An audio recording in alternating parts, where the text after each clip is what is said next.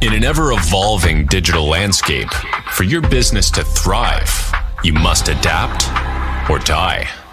Welcome to Marketing in the Age of AI, the podcast helping you harness the power of AI and marketing tools to revitalize and grow your business. And now here's your host, marketing expert and author of Authentic Marketing in the Age of AI, Emanuel Rose.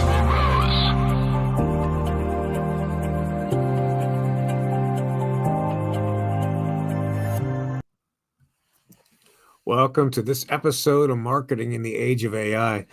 Today, we're going to dig into looking at how we can start thinking about those initial implementations, those initial automations, and maybe even some agent play if the project is sophisticated enough for that.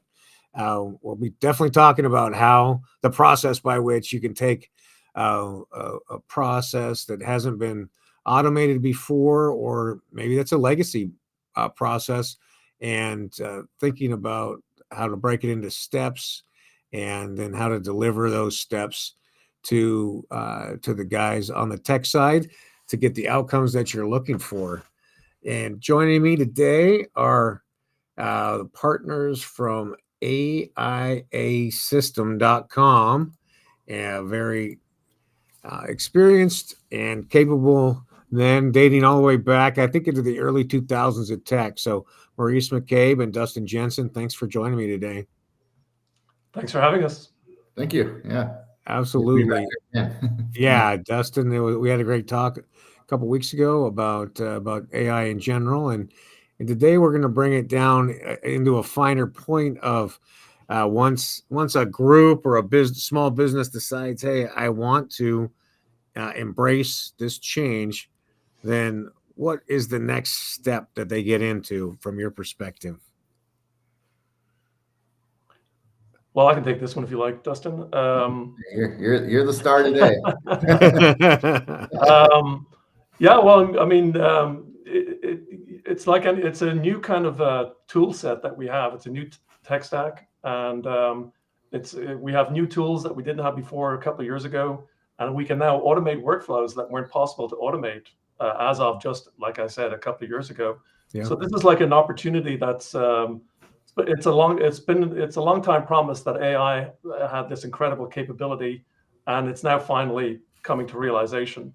The GenAI, the generative AI stack from companies like OpenAI with their ChatGPT, and Google with their Gemini, particularly their 2.5 version, and even Anthropic with their Claude version of Sonnet 3.7. Those are kind of like those are the foundational models that make everything that we're talking about possible. Right. And it then becomes a question of how do you generate what we're calling agents that can automate discrete tasks that can be useful to the company, that can have some ROI, a return on investment. And because it's possible to sort of pontificate about what can and cannot be done, and set the wrong objectives and possibly go in the wrong direction if you don't really have the foundation or grounding in what these agents are capable and not capable of doing. And how you design those agents becomes a kind of an important issue with respect to the workflows that need to be automated. And the kind of workflows that can be automated are workflows that, like I said, weren't possible in the past. And they usually have this quality where they contain non-structured data. So the non-structured data is things like how we're currently speaking. Right. We're speaking using non-structured data. And how we're writing would be, even though it's grammatically correct or incorrect or whatever it is, it does have structure, but it doesn't have this very strict structure like you would think of as in terms of data that you would put into a database. Right. That's considered kind of structured data. So in contrast to that highly structured data, we have what we're considering unstructured data. It does have grammatical structure, otherwise these foundational models wouldn't be able to really understand them. It wouldn't make sense to you or me. Right. It might make sense to the generative AI models.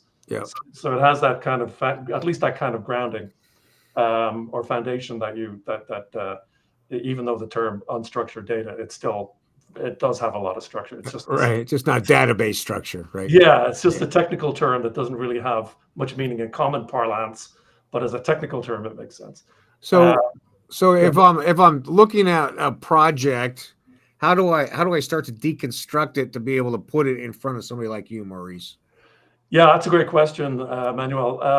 I would say that you have to have a really good understanding, and it depends how complex and in depth that you want to go, because we're kind of cutting new ground here. This is sort of a territory that hasn't really been explored, but it's not unfamiliar. It's not completely unfamiliar territory, because the people who are the subject matter experts are the real people who know intimately how this kind of unstructured data works in combination with any structured data, which might be a big asset to the enterprise. Being able, these subject matter experts have worked for many years, refining and fine tuning and honing these workflows in conjunction with their structured data, and they've put a lot of manpower on them, and they've got them fine tuned to the point where they are as efficient and well targeted and well adapted to the problem set that it's addressing, as well as they possibly can. So these are the people who we would talk to, and we would be talking to them and saying, let's extract your workflows. You probably have more than one workflow, or you know how to decompose your overall department. Let's say you have a departmental workflow, looking at it from a very high level point of view. Right. The marketing department, this is all of its tasks and responsibilities.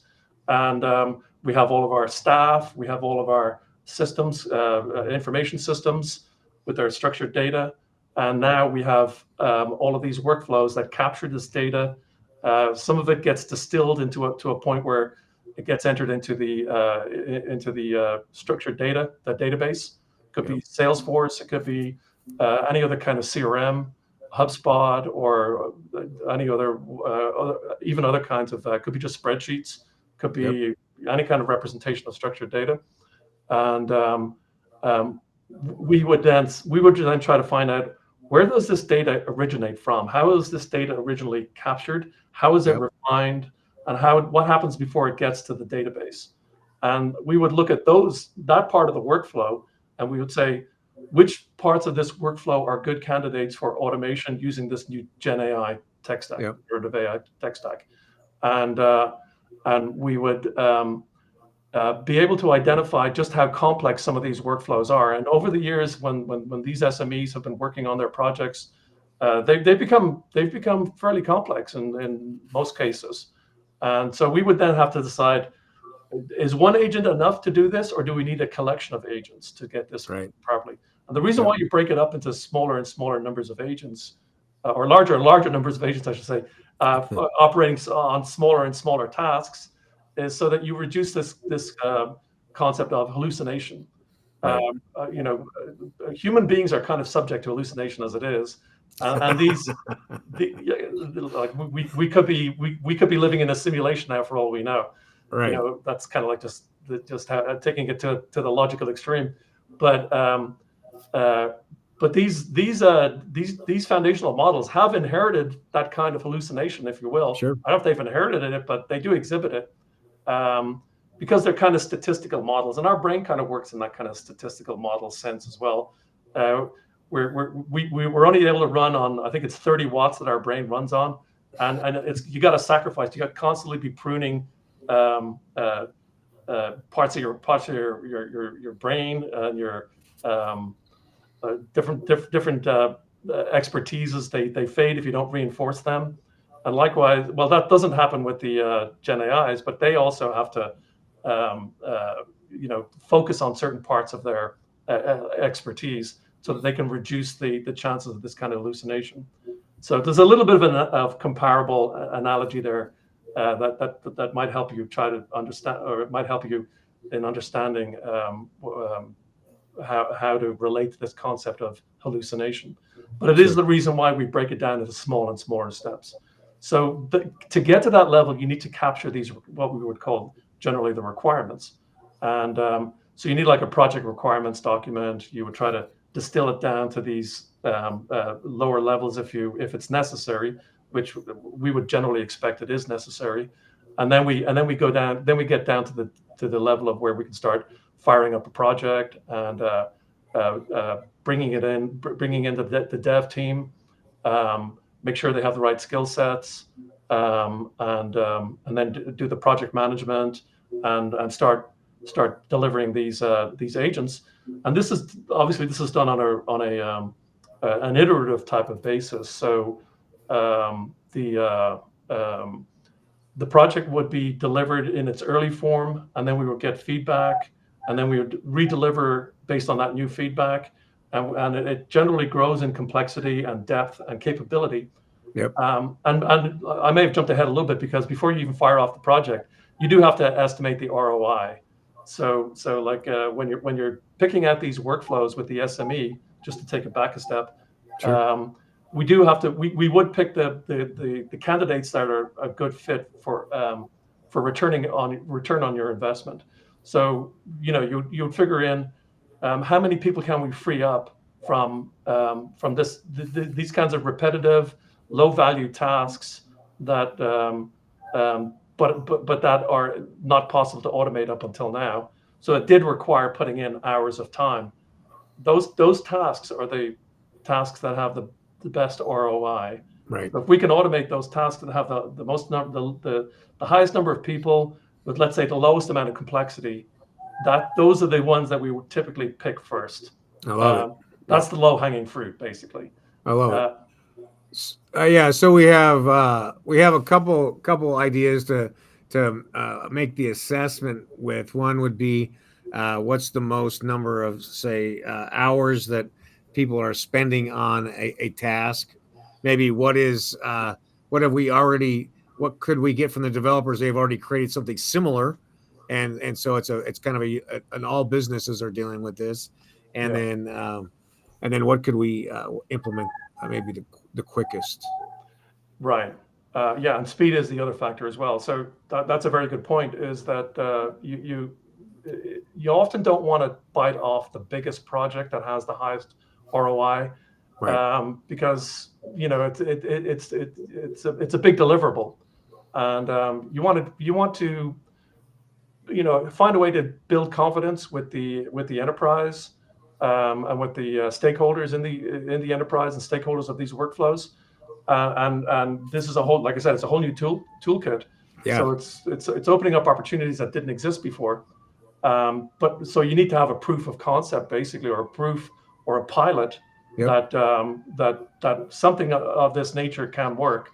The CMO, the CEO, the CTO, they all have to have confidence that this is meaningful for their enterprise, and that they can redirect budgets to this because they can see the value that it will return in a matter of 3 to 6 months, let's say. Yep. And in general, and in some of your more recent projects, what kind of ROI are you seeing, or hours saved in a 3 to 6 month window?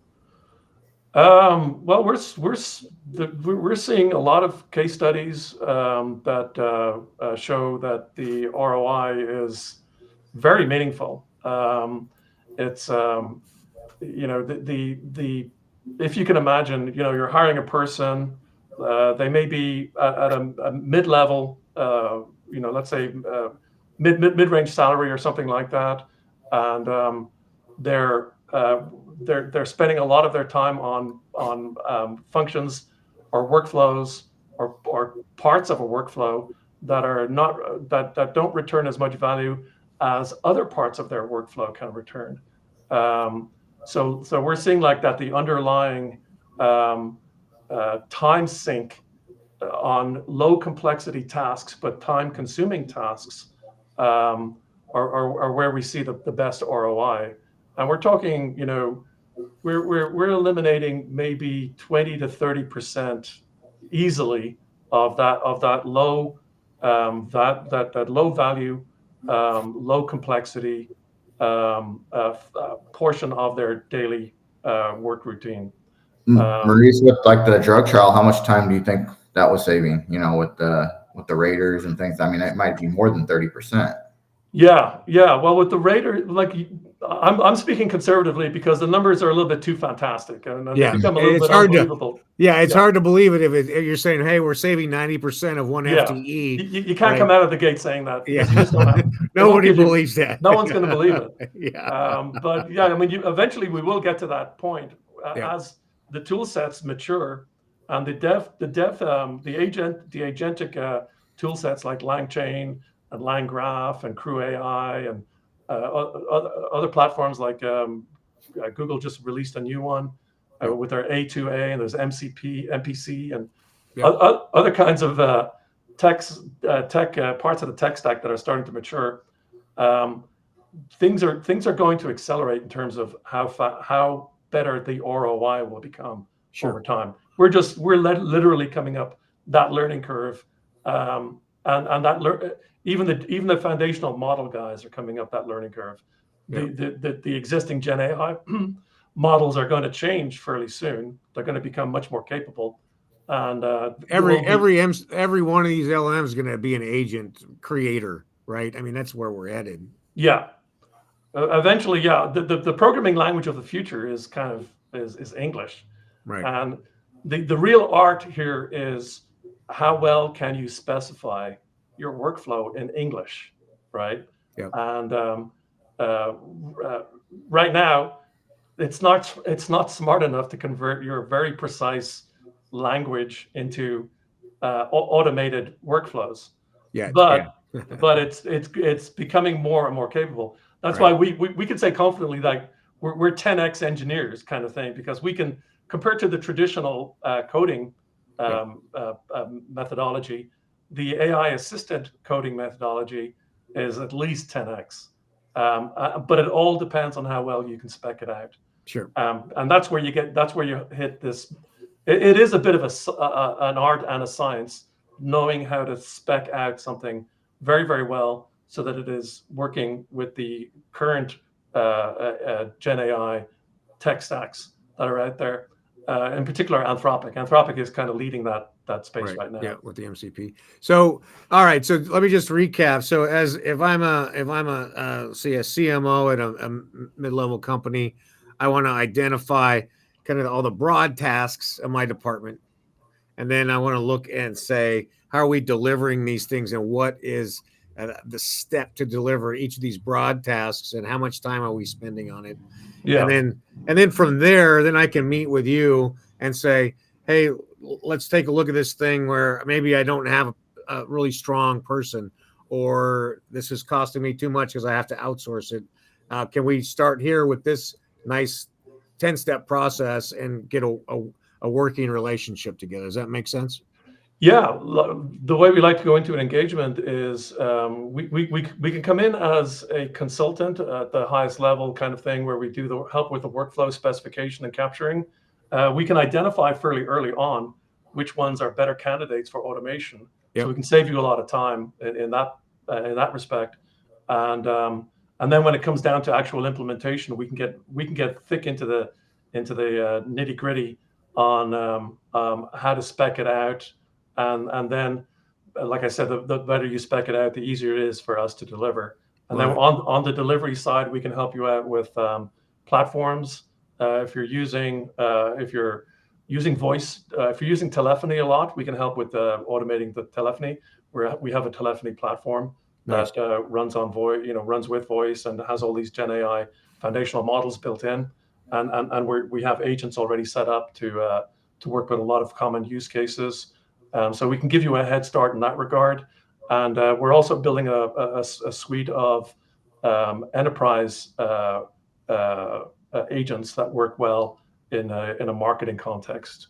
And the other thing too is that this is an opportunity that the window for this opportunity is maybe 6 months to a year. The race to get into a lead position is a lead that you can preserve. It's like a moat that will preserve your competitiveness, and you can you can get a big jump on the marketplace by having these agents working automatically for you before your competitor comes in and tries to do the same thing. If they're 6 months behind, they've lost 6 months of market opportunity to build your position in the marketplace. So I try to emphasize you won't regret taking action, even though it's a step into the unknown. It's very important that you get something started, even if it's a pilot. We would recommend starting with a pilot. Sure. Something small. Get it under your belt so that you understand what this technology is capable of. Do it quickly, and then move on to the larger workflow automations. I love it. Yeah, you and I are aligned on that. Is let's get something moving and keep making it better, because we want to be out in the front and not on the tailpipe. Yeah. You don't want to. The train is pulling out of the station. You don't want to be left on the platform. Yeah. Well, I really appreciate your time and insight today, and I hope I can invite you guys back on in another 2 months or so, and we can see what's changed for you, and we can talk deep dive into what your product offerings are, because I know you'll have a lot of interesting things for us to talk about. Absolutely.